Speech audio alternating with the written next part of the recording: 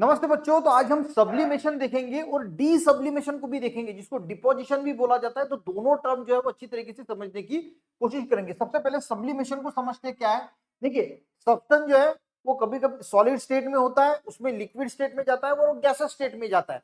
पर कभी कभी क्या होता है, सब्सटेंस सॉलिड स्टेट से डायरेक्ट गैस स्टेट में जाता है, लिक्विड स्टेट को स्किप कर देता है और उसी प्रोसेस को हम बोलते हैं सब्लिमेशन। जैसे देखिए, sublimation is the transition of substance, transition यानी कन्वर्ट होना directly from solid to gas state, यानी सॉलिड स्टेट से डायरेक्टली गैस स्टेट में कन्वर्ट होता है without passing through liquid state. तो वो लिक्विड स्टेट में जाता ही नहीं, डायरेक्ट सॉलिड से गैस स्टेट में कन्वर्ट होता है, उसको सब्लिमेशन बोला जाता है। जो कैंपर होता है हमारा कपूर, जैसे हम इसको जलाते हैं तो सॉलिड से डायरेक्ट गैस स्टेट में चला जाता है। जो नेफ्थलीन बॉल होते हैं, जिसको हम डांबर की गोली बोलते हैं, ठीक है, वो हम बेसिन वगैरह में डालते हैं, वो भी सॉलिड से डायरेक्ट जो है वो गैस स्टेट में कन्वर्ट होती है।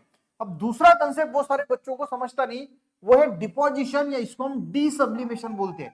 शायद आपने डी सब्लिमेशन इसके पहले कभी समझा नहीं होगा, जाना नहीं होगा। देखिए, अब देखिए, हमने देखा कि सॉलिड का डायरेक्ट गैस में कन्वर्ट होता है, इसको हम सब्लिमेशन बोलते हैं। और गैस का डायरेक्टली कन्वर्शन सॉलिड में होता है, यानी लिक्विड स्टेट स्कीप हो जाती है, उसको हम डिपोजिशन या डी सब्लिमेशन बोलते हैं। यानी when substance passes directly from gas to solid phase, यानी गैस फेज से डायरेक्ट सॉलिड फेज में अगर वो कन्वर्ट होता है without passing through liquid state, liquid state में उसका कन्वर्जन होने बगैर, यानी गैस से डायरेक्ट सॉलिड, तो उसी प्रोसेस को हम डी सब्लिमेशन बोलते हैं या फिर डिपोजिशन बोलते हैं। वाटर वेपर, कभी कभी आपने देखा होगा कि स्नो गिरता है तो वाटर वेपर डायरेक्टली आइस में कन्वर्ट होता है, लिक्विड स्टेट में जाता ही नहीं, उसी प्रोसेस को हम क्या बोलते हैं, डी सब्लिमेशन या फिर डिपोजिशन।